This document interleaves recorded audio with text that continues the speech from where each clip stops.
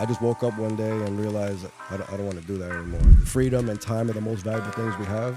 Where I was locking myself away for a paycheck, but that was a pretty stupid move because... Welcome back to another episode of Intrepidus podcast with your hosts, Dan and Anthony. Episode number 58. Today, we have Franchez, host of Talk About It with Franchez. So, Franchez, please talk about it. Thank you very much for having me, guys. Absolutely. Pleasure to have you here. So tell us a little bit about your podcast, about your foodie lifestyle. Tell us a little bit about what you do. All right, so my podcast started 2 years ago, a little over 2 years ago. I drop one episode every week, every Wednesday at 6 p.m. on YouTube, Spotify, Apple Podcasts, a few other the smaller distribution, where they go. And it all started, my friend had a podcast. He wanted me to be a co-host on his. But when I commit to something, I really commit. So it's like I didn't want to jump into that animal because I know the commitment it is. He was filming every other Saturday. So I'm like, I don't know if I could do that. Saturdays, they're iffy. The weekends, usually family time or something like that. But he kept asking me, so I gave it a try. I fell in love with it. I started my own while he was still doing his. But then he stopped doing his, and I just continued mine. So it's been 118 weeks so far. Wow, beautiful. So what do you talk about on your podcast? So it started off with me interviewing my friends. It's interview-based. I always loved interviews. I liked watching like late night shows and Inside the Actor's Studio. You guys know this? No. It's this guy, Lipskin. I forgot the guy's name. He's at a university somewhere in New York, and he interviews actors, famous actors, Brad Pitt, all of them. And his line of questioning, like, I loved it. He started from birth. He got into the home life. And it's interesting when you're interested in somebody and what they do. I loved learning their backstory. And that's what created who they are now. So mine is interview-based just like that. I start from birth. I bring it all the way till now. What inspired you, everything. Music, food, family life, inspirations, future goals. I ask everything. So tell us a little bit about your upbringing, your backstory. You're from birth to today. That's a lot. 38 We like years a strong. lot. 38 years strong here. So born and raised in Yonkers, New York. Grew up with both parents in the house, older brother, older sister. I'm the youngest. Influenced by what my brother, I shared a room with my brother, influenced by everything he watched and all the music he listened to. So it's a lot of rap, a lot of hip hop, a lot of great classic 80s and 90s movies, Blood in, Blood Out, Goodfellas, like these are like my top favorites. Always been into film. I think it's because of the movies and all of the influence from watching television. And I started making my first film in junior high school. You remember Jackass? Yeah. I made Dumbass with my friends. And I filmed it myself and I edited it myself with my mother's camcorder. And that was like the beginning. Ever since then, I just started buying myself little cameras here and upgrading cameras. And fast forward to today, I have 3 amazing cameras that I produce my podcast with. And it all started just because my knowledge and my love for film and just all that content creation. I started a YouTube channel many years ago. It's a completely separate one from the one I have now. I was big into the car scene, so that one has a lot of views too. A lot of followers and a lot of views. That's back when YouTube first started. Mm-hmm. So I've always just been into content creation and all that stuff. Tell us a little bit about the food, right? We said, why do you have a food channel? You said, I love food. So. I mean, literally. So grew up always in the kitchen with my mom, just watching her cook. I was always infatuated with cooking. Me and her used to also watch food cooking shows. The Pasquale was one right. of them. You know, it's funny. I passed by a spot, Pasquale. Is that where we're going or no? No. Okay, so there's a spot I drove by called Pasquale, and that was the name of the chef that me and her used to watch. Pasquale, and there was this guy. I forgot what channel it was, but Definitely wasn't a Food Network back then. no, it definitely wasn't. She was on like Wasn't. channel fucking 14 or something. I was probably 5 years old, maybe, So I've always just been into food, and it never stopped. So when I started making content, I always had the camera, and I just flipped it over to whenever I go to eat, I'm going to take a photo of what I'm making. I'm going to post it, put it on my Google reviews. Then I started doing video, and then I started putting myself in the video, and it just kept growing and growing and growing. So right now, my Google is pretty great. I'm at level 8 Google reviewer, and my food review is doing pretty well. My Instagram, actually, my only viral video is food. 1.6 million views on TikTok, and it was a video about a donut inside of a milkshake. Oh, where was that? Duck Donuts, Mamaroneck, New York. Oh, Duck. Yeah. No Duck Donuts. So So- it's a lot I can say about the food. So you're obviously like in this whole entrepreneurial space, podcasting space, getting yourself out there space. Let's talk about entrepreneurship. If it runs in your family, number one. Number two, I know that before all this, you were a corrections officer, then had another job. Let's talk about that as well. So did entrepreneurship start in your family? You know, no one's an entrepreneur in my family, and I've always just had it in me. In junior high school, I used to sell CDs, mixed CDs. I would go to, I forgot the name of the store, Wiz. Nobody beats the Wiz. Nobody beats the Wiz. Yeah. Get a blank 50, CDs, right? 50 to 100 pack of blank CDs. That's back when Napster just came out. LimeWire, BearShare, all these illegal downloading platforms. And I would go to school, and I would have everybody that wanted a CD make me the longest list they possibly can. Because some of these discs, I could fit 20, 25 songs. It matters how short the songs are. So I told them, give me as many songs as possible. I'm going to mash up as many songs as I could put in there. And they gave me a list, and I would put it in that order, and I would give them the disc just like You'd that. make that shit on your computer, right? On the Put computer. the disc in. Yep. I remember that. Put the Do that disc back in the in. day. Yeah, I used to burn discs all the time. Burn it, and give it to them the same order that they wrote it in. And then I would put the disc in the piece of paper, scrumble it up, and just give them the disc with their paper, and they'll pay me. I was doing, I forgot the exact prices, but if it was like 15 songs, $5. If I could fit 20 songs, it was like $7. And I just kept going up and up. I think my most expensive CDs were like $10. And that's if I could fit like 25, 30 songs or something like that. So I can't remember the numbers exactly. So kids tried to, they saw what I was doing, and other kids in that school tried to beat me out of it, but they sucked. They didn't have the determination like me. That's when I knew I'm good at what the fuck I could do. There's a few kids in that school, and they would leave out maybe like 5 songs. They wouldn't put them in the right order. Like they just slacked, and nobody fucked with them after a while. We cross our hands, okay? Yeah. Yeah. Cool. So nobody was even buying from them anymore, and I still stayed on top. And I was crumbling them in the paper. They gave it to me. They even had nice cases that they were giving out. The package don't matter. It matters the actual quality, the content. Some songs, it took like 7 hours to download. And I was like, all right, so when I wake up in the morning, wake up early, it's gonna be done down by then. I'm gonna burn the CD, and I'm gonna bring it to school and make my money. Dial up internet. Dial up. Yeah, crazy. And other kids 7 didn't have that hours. determination. Shit. Yeah, other kids didn't have that determination to wait the 7 hours and do it overnight. I did. Now, if you have 7 seconds, you're waiting 7 seconds for anything to load, you're Pissed. breaking You're your pissed computer. off. Yeah, you're looking at new laptops, you know? So where did you go as far as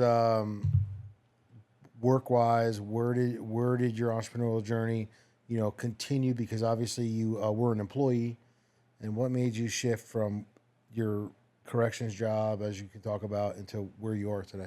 So I always wanted to do entrepreneurship, but the fear. The fear holds you back, and the comfort that a job gives you.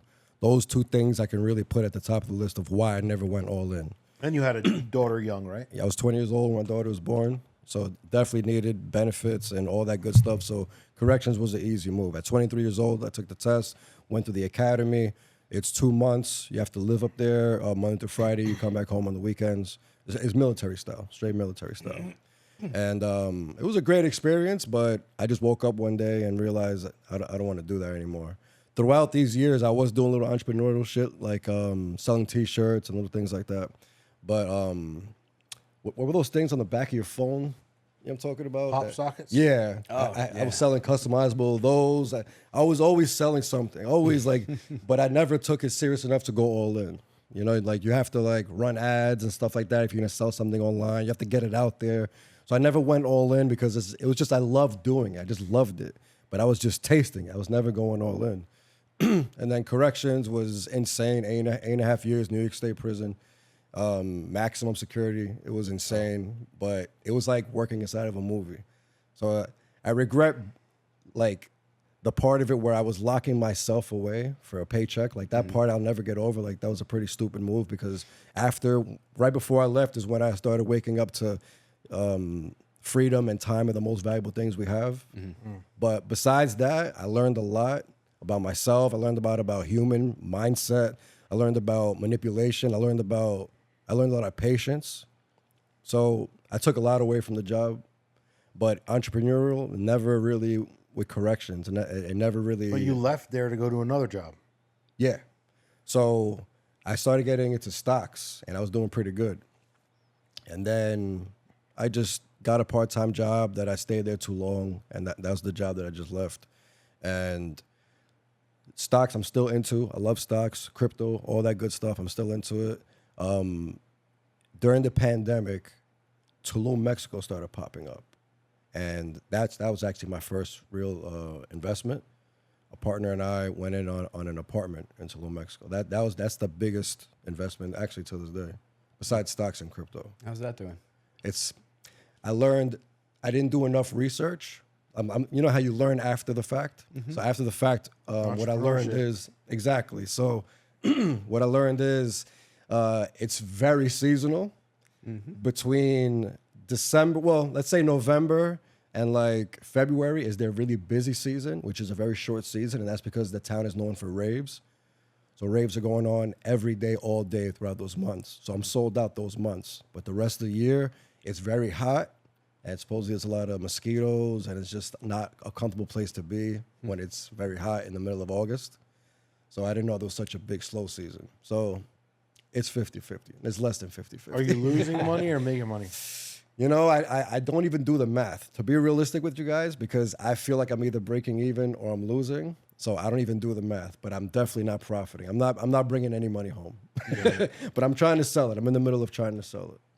So what made you urge yourself to say, you know what, even with your part-time job, like you knew it was holding you back from your full potential. 100%. What was that feeling, that time, that awakening, that day, that moment, whatever it was that you were just like, you know what, I'm done. Like what captured you? You know, it's like a trickle effect. When I was a correction officer, everything was so comfortable, easy, no problem. I got my time off, I got my benefits, I got my paycheck. Job security was always at the top of my mind. That's definitely job security. People will always commit crimes. I was good to go. But then when I realized Every day. I've heard a lot about job security, but I never heard people will always commit crimes and go to jail. That's fantastic. We're going to quote that later on. My bunks were always full. I like that. Too bad your jail wasn't in Tulum. Oh shit. Man. So my mind woke up to life is short, freedom, blah, blah, blah. So that was the big like cut. Like this is a career that I was supposed to do 25 plus years in. So my mindset changed from that big change. So now that I had this part-time job and it was easy and it was nothing compared to prison. So it was very easy, but it was too easy and too comfortable. So it's like the other job was ridiculous and stressful and it was far. It was an hour drive each way. And you get stuck for mandatory overtime. So you're doing 16 hours to drive an hour, take a nap, go back. You know, like it was all fucked up. So me now having a job that's closer to home, it was very easy. I'm just doing project management, you know, just permitting and all this electrical background stuff. But it was too easy and there wasn't much growth for me. And it was just like I'm being pushed out pretty much. Like mentally, I know I want more. I know I need more time to do the things that I want to do. I already have my studio that I opened. So it just made sense to just stop wasting my time here.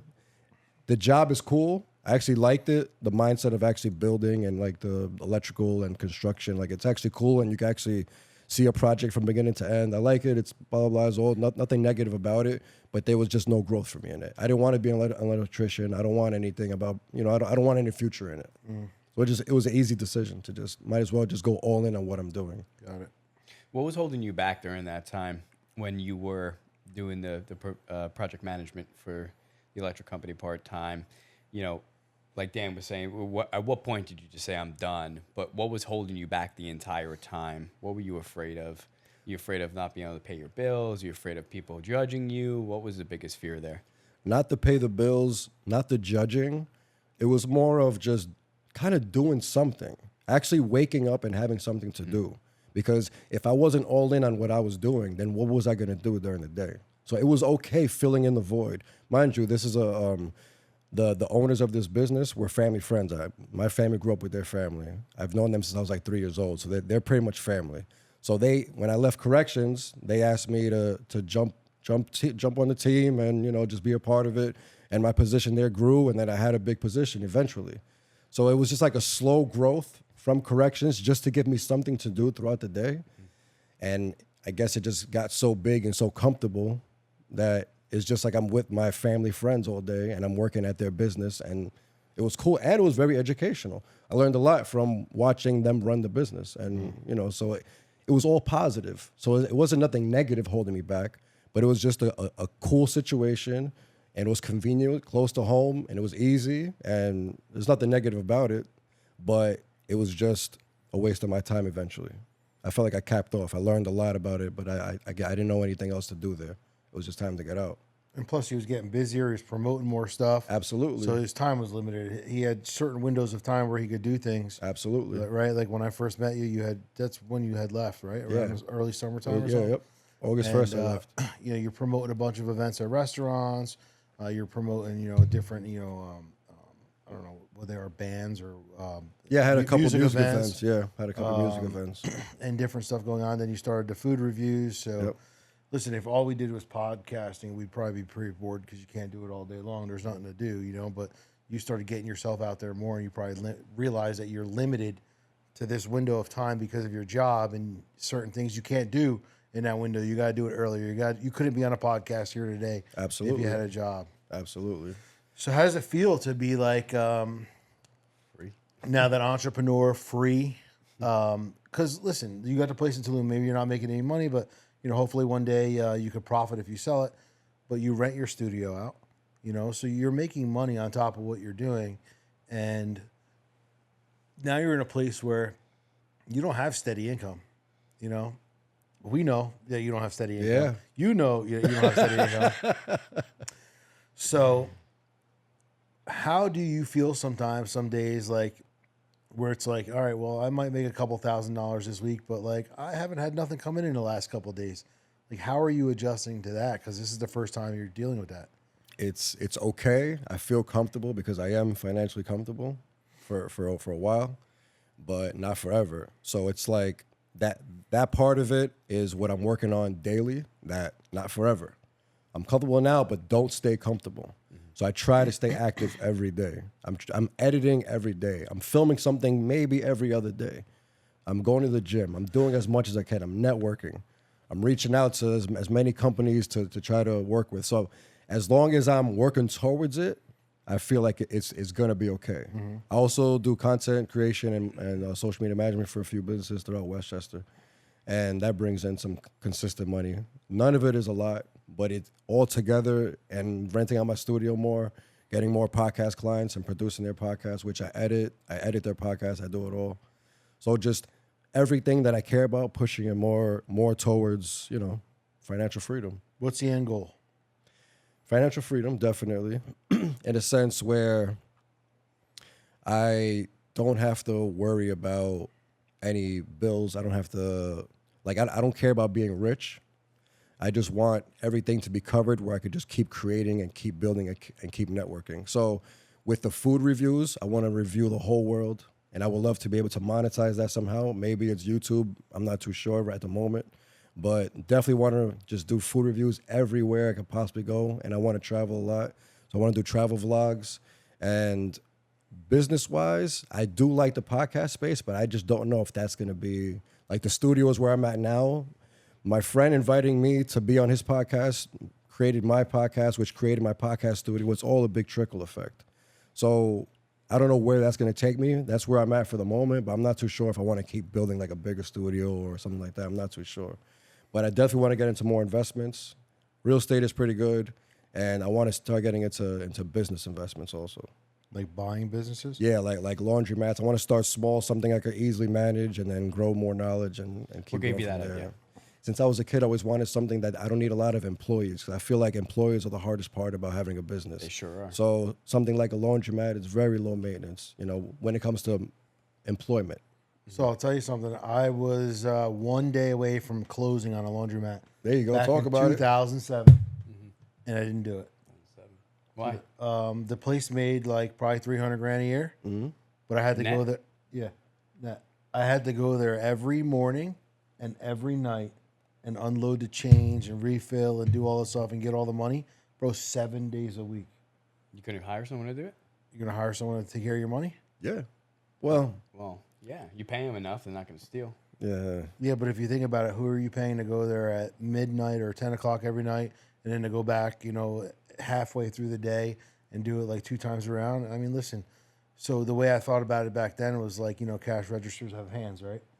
So unless I did it consistently for the next 2 years and really understood the total cash flow, because again, it's a cash business. So whatever the guy said the company was making, I would have to fully be there for the next couple of years to really facilitate that and understand it.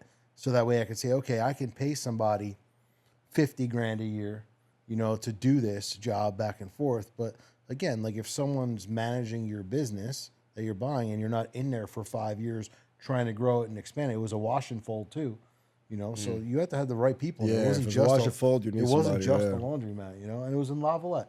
So literally, like, bro, we were at closing and then another opportunity came in front of me and like it was the day before and I said, I'm not doing it. Yeah, smart decision. I just I didn't. You don't want to be there. It looked great, but then I just kept thinking to myself, like driving there every night to Lavalette, like from where. You know what I see there? It's like that's definitely a problem for every laundromat owner in the entire country. You solve that problem, you have another business. It's just like, how do you not have to worry about something being stolen? Which Yeah, I was 24, and that was a bad time in my life where like the economy crashed in 2007, and it was like, okay, I just lost everything. Would you do it today? Would I do it today? Not for that kind of money. No. It's not enough money. Would you? Maybe because remember how I said I enjoyed being busy?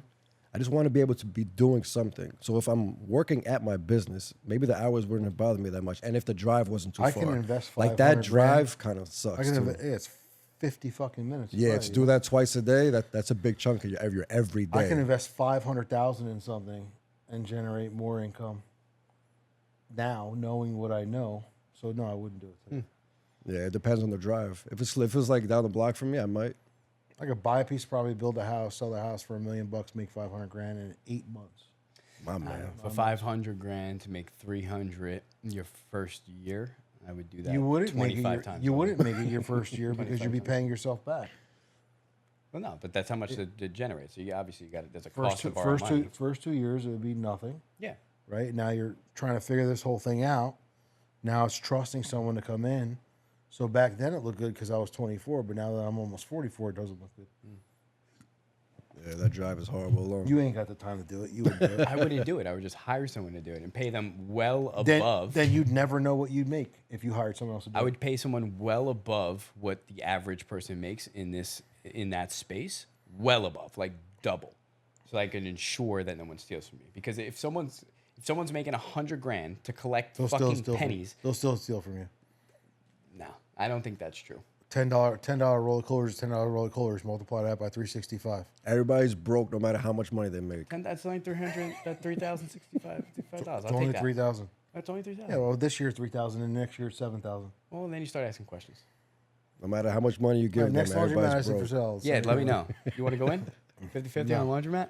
Yeah, I'm Now down. let's fucking do it. down. It's going to be 2 hours from you and 3 hours from you. Where are we going? Long Island? Yeah, I don't gotta know be if they close. have laundromats in the Hamptons? Probably not. Probably not, but it gotta make dude, sense. I went to the Hamptons. I went to the Hamptons a few weeks ago, and we went to an event, the Hiltons and the Rockefellers. And I'm driving through this town. I see all these trailer parks. I'm like, what the fuck are these? And there's a Dollar General. I'm like, it makes sense. And a laundromat next door. There definitely had to be a laundromat there, but it was like on the outside. But yeah, you drive through these towns, you're like, it's everywhere you go. That's a water town, a nice town, you're on the water. Before you get there, bro, there's something run down before you get there. Everywhere you go. Because the people that work there, like I noticed that. Like for example, Atlantic City, beyond the boardwalk is the slums. Atlantic City's a shithole. Yeah, everywhere in Atlantic City is a shithole. And Even it's the usually boardwalk. around where there's money and casinos. There's a lot of like poverty. Like look at Vegas, look at LA. Yeah, because there are workers and stuff, The strippers, workers, all yeah. that stuff. But if you go right over the bridge into Brigantine, it's beautiful. Yeah, There's a lot of tax incentives to be around a shitty neighborhood too. So, I mean, who knows? Yeah. It's kind of this conspiracy where, the Boardwalk Empire really controls the living arrangements around their establishments to control taxes. But what it is a very old city. The houses are old, they're small. You know, people are now. You know, back in the day, it was probably mobbed up or something. You know, Yeah, Boardwalk absolutely. Empire. That's based on true story. Yeah. Yeah, nobody wants Good to show. live there. Good show. Who wants to live by a casino? Yeah, it was an HBO special. So anyway, what exactly? So you want to travel the world, you want to taste food, and when I said, why you review food is I love food. I'm Dominican. It's like, okay, well, yeah, it makes sense. But what about cooking? You said you love cooking. Yeah, I enjoy cooking. Would you ever consider opening up a restaurant? Just I thinking. like my soul would say, "Oh, that'd be so much fun. That'd be great to share this and blah blah blah." But in reality, as a business, it's a tough business. Very. So for those reasons, I'm out. Shark Tank it. Nice.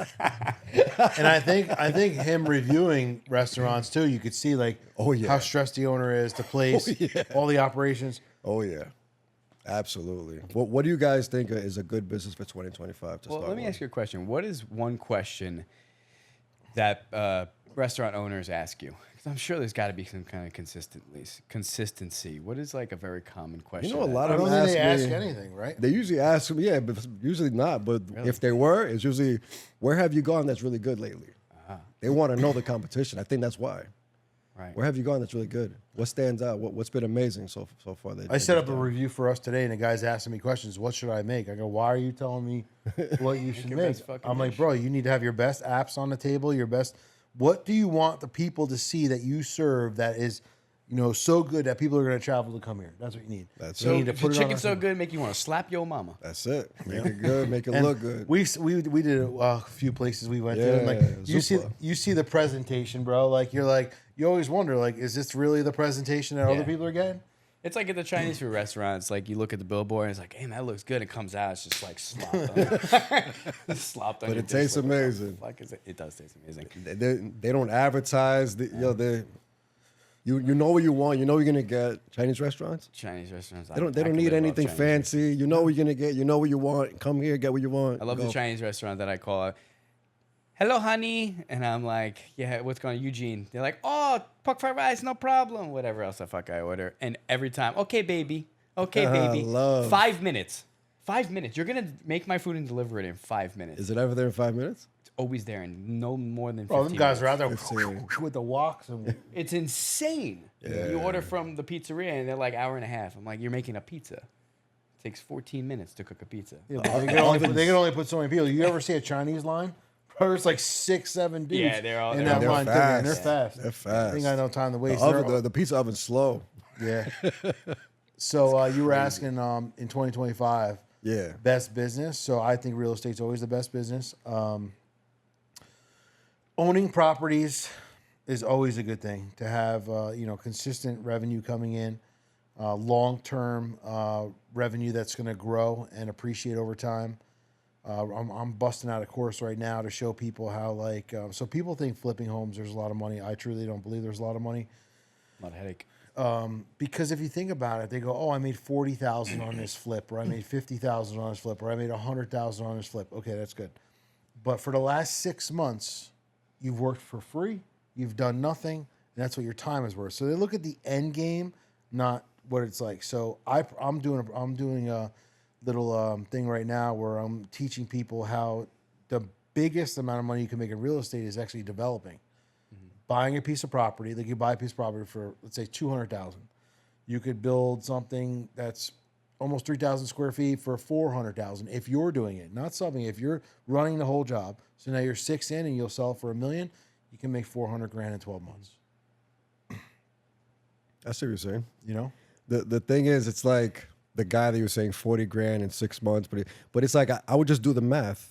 Is 40 grand worth of 5 hours a week? It's not that bad. It's not 5 hours. It's not a that week, though. bad. It's not 5 hours a week though. That's what is it? In flipping a house, these guys, they have a job. They're dealing with what they're doing. They're working until 2 o'clock in the morning from 5 o'clock in the afternoon. Plus they're running around during their lunch break getting materials. Bro, I've seen it. It's not that It much. can be a headache if it's a bad situation. Yeah. And you're doing all the work. So if you're building, If it's a bad situation, but if it's a good situation, it's just a flip. It's a quick flip. It's nice. you have to learn how to make the money without you doing the work. A lot of the 100%. people in that space have a process problem, right? They just like, oh, I'm just going to do this thing, and I know these people, and it takes them 6 months. You have a process in place. It really comes down to how well you could execute, right? It's Absolutely. like if you have a process in place, like the home flippers, there are some people that do exceptionally well, but they know exactly what they're doing as soon as they sign the contract. They have people that there's 3 phone calls that they make, and everything's on autopilot, Yeah. right? And then they just deal with the problems. As entrepreneurs, you're always going to run into Absolutely. problems. Absolutely. And they just learn how to solve problems quickly. It's the people that I think it's like the statistic says like over 65% of people that try to flip homes lose money on their first deal and never go back. And it's because they don't have a process in place. The people that can Absolutely. endure the torture of the first time Absolutely. and then continue to do it over and over and over again. And it's a product of scale, right? It's like, how many can I do at once? Yeah, $40,000 in 6 months. It's not fucking worth it for anybody. Go get a job at Wawa. It depends how hard you're going. 6 months is nothing if it's an easy process, is what I mean. Like, It's not not. too much that goes into it. It's not. It's a fucking You know, headache. entrepreneurs don't want to make 40,000 in 6 months. Of Yeah, course. right. I'm all about the slow, long game. I'm in no rush. That rush money is hard to get. Well, it's not rush money. I'm spending 12 months on something, make it 300,000-400,000, and I'm not touching a hammer, touching a nail. Boom, boom. This guy goes here. This guy goes here. This goes this. You know what I mean? Maybe I'm sitting there 7 times waiting for an inspector. Big deal. You know what I mean? So, I mean, again, I've been in the industry for a long time. So, and 90% of the flips that you walk in are a fucking nightmare. People don't know what the fuck they're doing. Every guy fucking gets a Home Depot credit card and buys a 16-ounce hammer and starts to nail everything together. That's if you're doing it yourself. That's what I'm saying. Yeah, if you're doing it physically yourself. you're not going to make $40,000 paying other people to do it. I thought you meant paying other people and making 40. No, these guys I are see trying what to you're flip saying. and do all the work themselves, put all the time in, spend I all the see what hours, you're like you said. saying. You know, I what's see 5 what you're hours? saying. You know, so it's doing. I You see used to what be you're able saying. to make way more than that. Oh, Now yeah, you can't. because the houses are too You can't. expensive. Or just too Yeah, expensive. yeah, it's tough times. Absolutely. Now I see what you're saying. If you're manually doing all the work, yeah, it's not worth it. It's not worth it at all. But long term, always real estate is going to be always your best investment because it's going to appreciate. Yeah, 100%. One thing you said that I wanted to pick on with this topic is you said a course. What I'm doing now is creating courses, and the first one on my list is how to be a food influencer, because you have to have a product. I'm online and I'm not making money online. Nothing online is generating me money. Yeah. Besides, unless if a client sees something, a potential client sees the work I do and hires me to physically go and do editing or something or filming. But besides that, every Instagram should have a link. It should lead you somewhere. Like a not even like a big funnel. It's like literally you're coming to my Instagram page. This is the link I have. It's gonna lead you somewhere to purchase something. If your link doesn't lead you anywhere, what are you doing with your attention? Your attention should lead people somewhere. So I need a product, and I want a digital product. And my digital product, I think the easiest thing to do to link from the food stuff is a digital product of a video course of me explaining every detail of how to be a food influencer, down from the equipment you need, how to reach out to businesses, when to reach out, how to start building your portfolio from scratch, blah, blah, blah, blah, blah, all the details. So let me ask you a challenging question then. Do it. If I was looking to be a food influencer, Yeah. why would I hire you if you haven't become like the food influencer that you want to be? Well, it's kind of like, are you going to follow the guy with the Lamborghini or just the guy that knows what he's talking about? If people come to my pages and see how my content is and like what I'm doing and want to do what I'm doing, then they'll purchase from me. But if they want an outcome that's above what I'm doing, they're not going to buy my course, which is okay. They're going to buy my course because they trust my brand and what I bring to the table, my quality, how I do it, my vision. If they don't like that, then it's okay. That it's not my Yeah, customer. we're only looking to capture 2% of our audience anyway. Exactly. Whoever wants what I'm the doing same is going to thing. want I'm it. building this course. You know, you got a $25,000 a year program for me to actually help you build your first house or do whatever you want to do. And then if you don't want to drop that, then I'm gonna have a $500 a month like online portal that has unlimited trainings. Everybody will be in that portal. You know, live questions, live Q&A with webinars that we're doing once a month or whatever, where you can ask and interact. And then people eventually will buy the program when they start seeing. And some people won't, and it's okay. I also want to give out a free content, all the gems for free. People want to be part of a the free community. PDF. Yeah, I want to make a community too, definitely.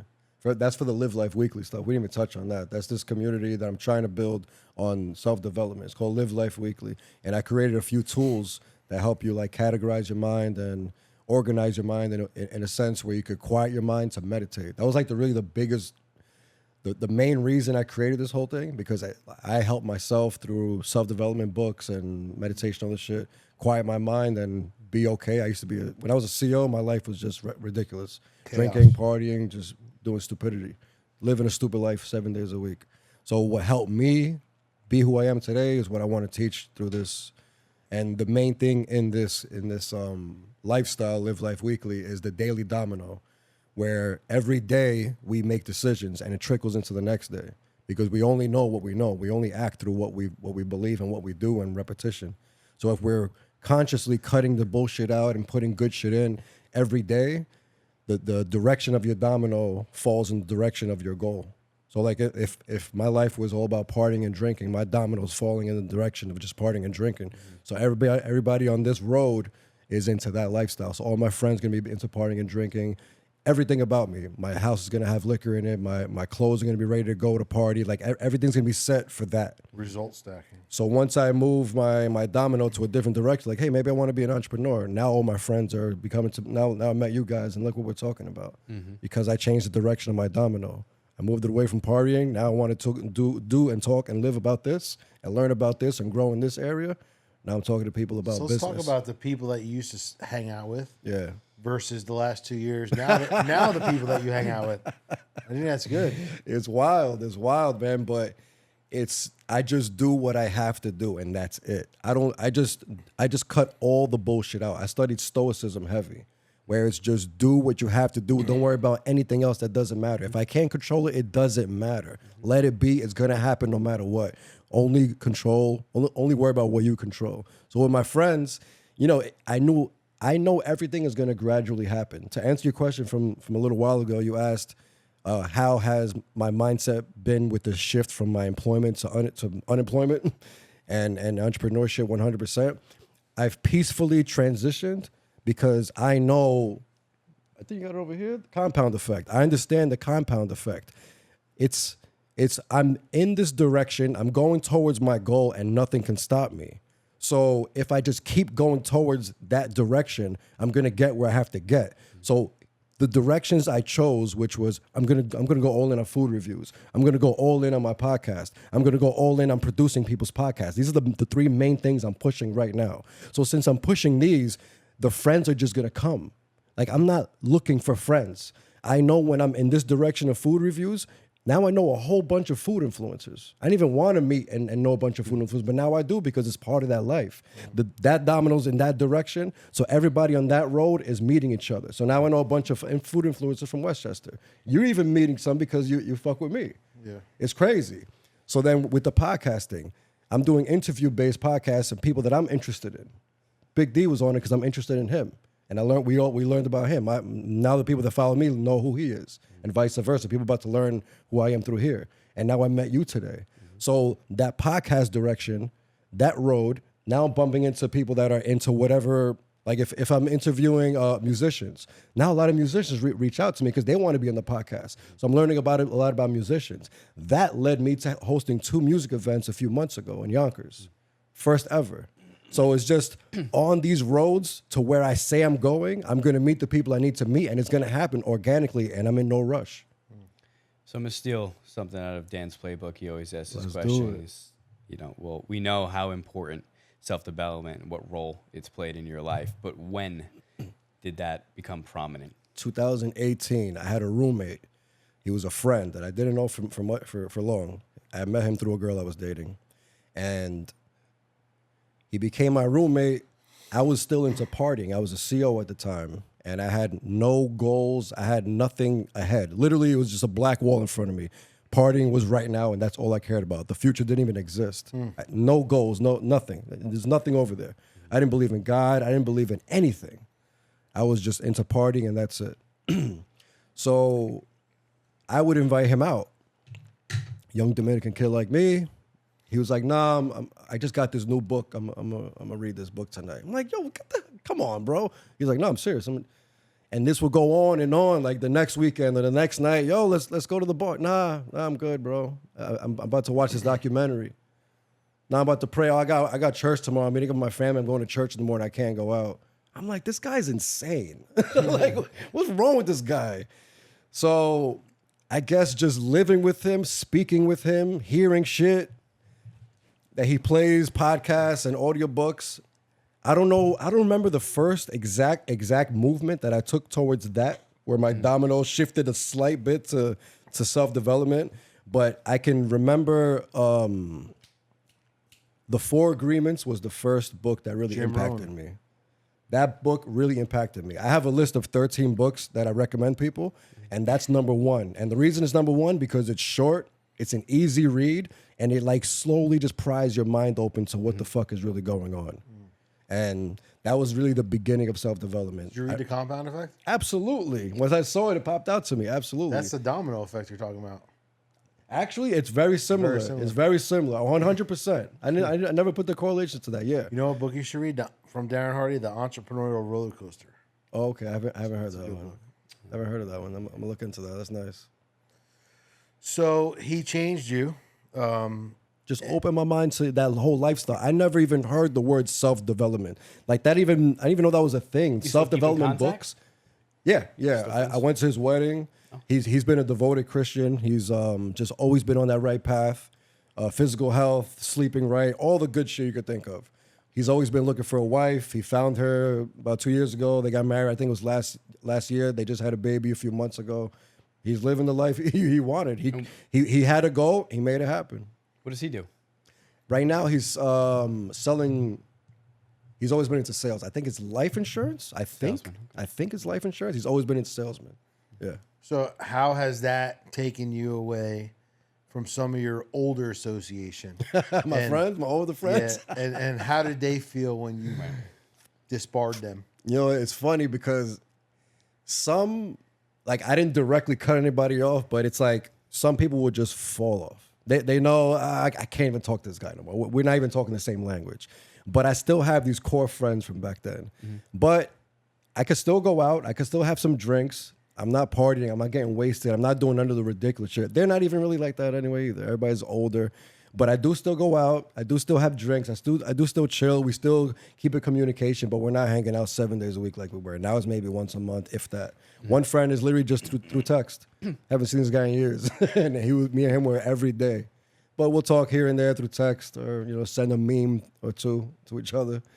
What's like one of your biggest like aha moments or like awakening moments when you were either around somebody, met somebody, had somebody in your podcast that just like really took your vision to the next level? Shit, that's a good question. The first person I could think of is the guy that was my roommate. Besides that, I can't remember meeting someone and them open my mind even bigger than that. Well, if it's someone I never met, you guys know who Sadhguru is? He's a yogi from India, and he puts life into a perspective where it's like we only know what we know. Mm-hmm. If it's the unknown, which he kind of shits on religion, whatever, where it's like it's the unknown. Don't stress it so much. Mm-hmm. Like everybody's trying to do good for God and do good for this and follow Jesus and this spirit and that statue. It's like we don't know. We don't really know. So don't stress that stuff so much. Mm-hmm. Just worry about what you know. And what we know is that we're all humans. We're all having a life experience. Let's just love each other and do the best for each other and do the best for Earth. And just let's just work on what we know and what we love. And that's humanity and life and Earth. Mm. And that guy put shit really deep because I started getting into spirituality also when I started doing the self-development. So that guy definitely opened my mind to like what life really is, where it's like all that shit don't matter. Don't waste your mind and your time on shit that you have no idea what the fuck is going on. Worry about what the fuck you have going on. That's your life, your family, the people you love, your business, your goals. Do what you got to do. So you had no guests on your podcast that you were like, and like they opened you up to another door or shows you more light or nothing. Like you haven't interviewed nobody or like food review somebody that owns or whatever. Like, come across because you're in this new life, you're in this new personal development space. And when you spend so much time with people who think conditionally, you know, for many years of your life, you're just set in this way. But now you start meeting entrepreneurs, you start interviewing entrepreneurs, doing things, and you're like, fuck, man, what that guy said, like, I wish I knew that a while ago, or that just registered, or whatever it was. Like, can't remember any of those moments? You know, sadly, I can't. But something I can add to that is now it's like I had two lives. And when I started doing self-development, it's a new life. I can see clearer now. So me back then, I couldn't see people.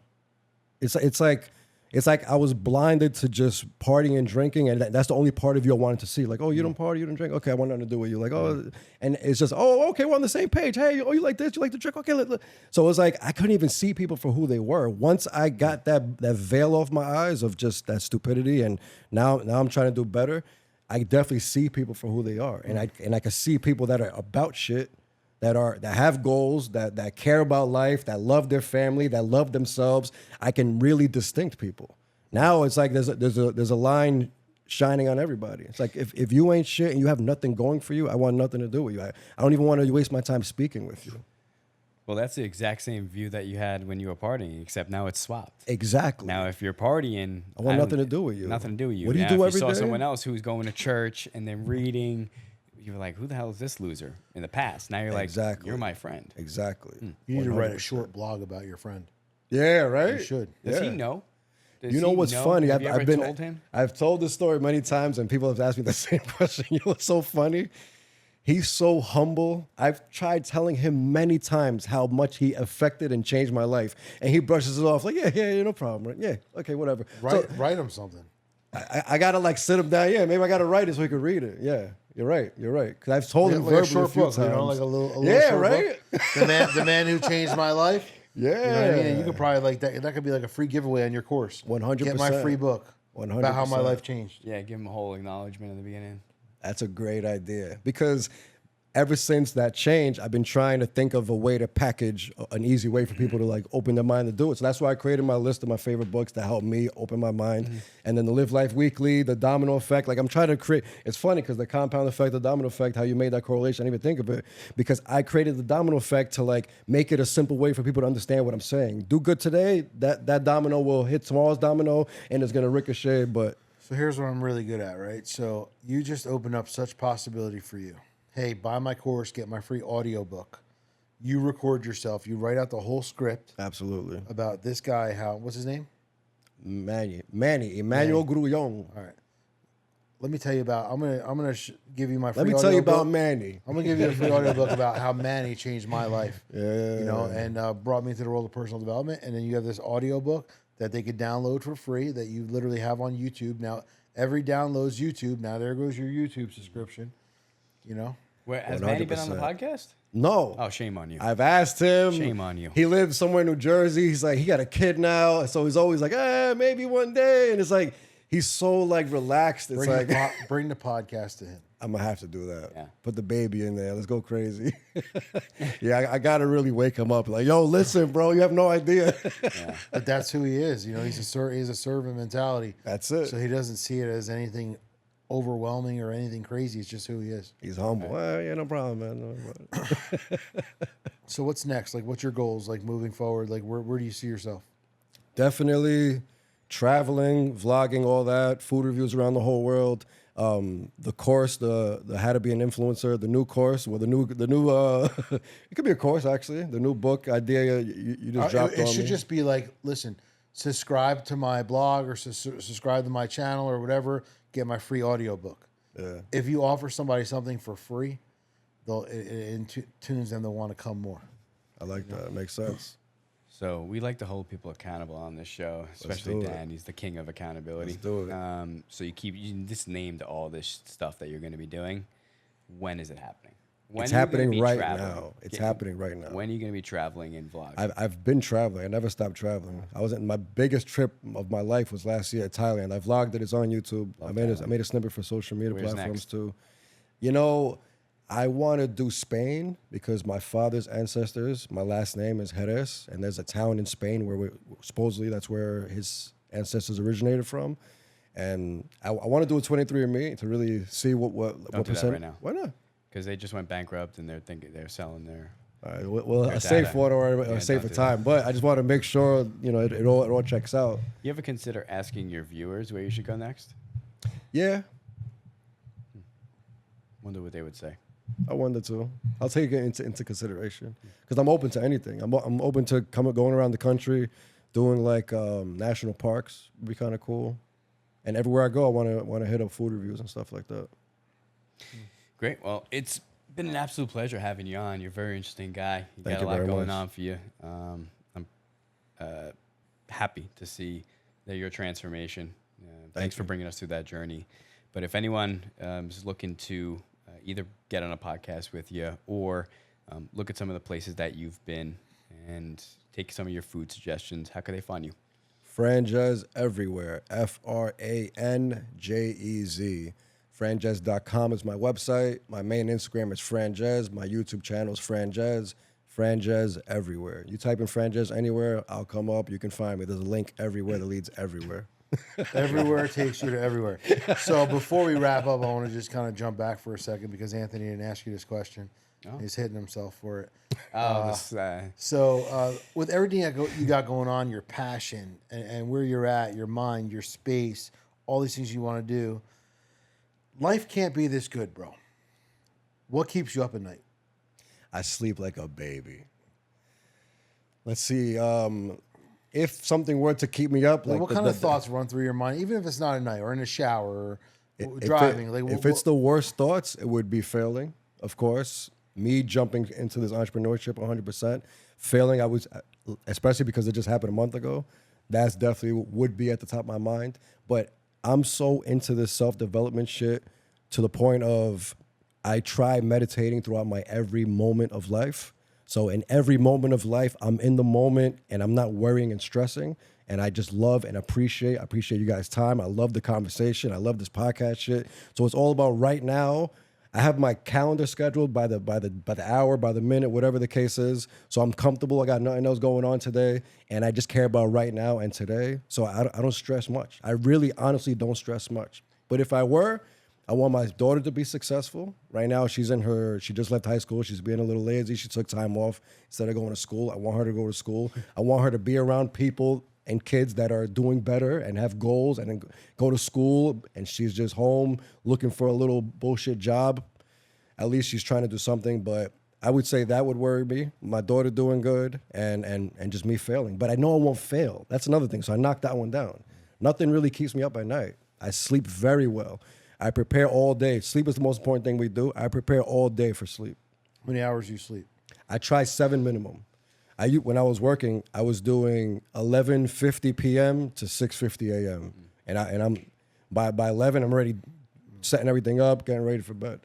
So 7 hours is perfect for me. 8 is very nice. I feel very nice and refreshed after 8, but 7 is perfect for me. So, guys, he said this entrepreneurial shit, this podcast shit, this personal development shit. Just to All know, this he's shit. from New York, and I guess that's how they classify good stuff. They call it shit. mad shit. So he just meant good by all that, just letting you know. But listen, Frances, it was a pleasure having you on the Thank you. podcast. And guys, if you're not following us on YouTube, Spotify, Apple Music, go ahead and do so. Like, comment. It really helps boost our algorithm. Please give us a share. Talk soon. See you soon.